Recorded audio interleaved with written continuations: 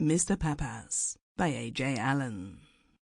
I hope you aren't getting tired of hearing about our various friends and the things that happen to them, but we know a girl who's an artist. She's a Miss Bradshaw and she inhabits a studio in Chelsea.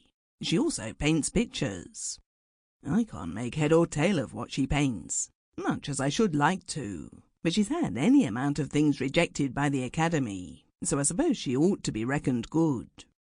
You needn't be alarmed. This isn't going to be a talk on art. It's simply that this young woman was dining with us one evening last January, as she sometimes does, and quite early in the proceedings she asked us to remind her when it got to 10:30. We said, all right, but why 10:30? And she explained that she had to be back by 11, because it was the evening she let her studio.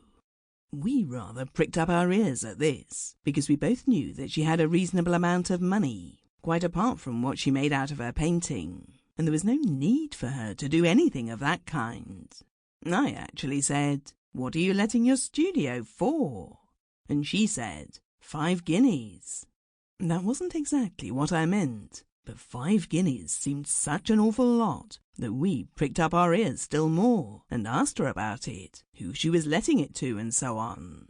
She told us that a man had turned up one morning soon after Christmas and had said he was looking for a studio to hold a course of sculpture classes in.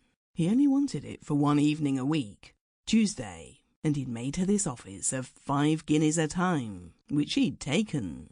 This was the 3rd time he'd had it, and as far as she could tell, everything appeared to be all right, but it was quite clear from her manner that she wasn't altogether easy in her mind, and by degrees she unburdened herself. To begin with, her tenant was a foreigner. She didn't know anything about him, except that his name was Pappas, and that he was tall and dark. Not that any of those things were fishy in themselves. I mean, a foreigner, certainly. A tall foreigner, if you like. A dark foreigner, by all means.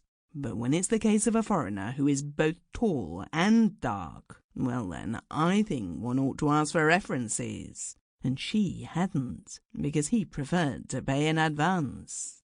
However, she had a still more tangible reason than that for being suspicious. The second time she'd let the studio, she'd gone round and spent the evening with a friend who lived quite near. While she was there, they ran out of cigarettes, so she slipped back home to fetch some. This was probably about 9:30. Well, she couldn't get in. She rang and rang until the bell ran down. It was one of those you wind up, and then she knocked till she was tired. Sample complete. Ready to continue?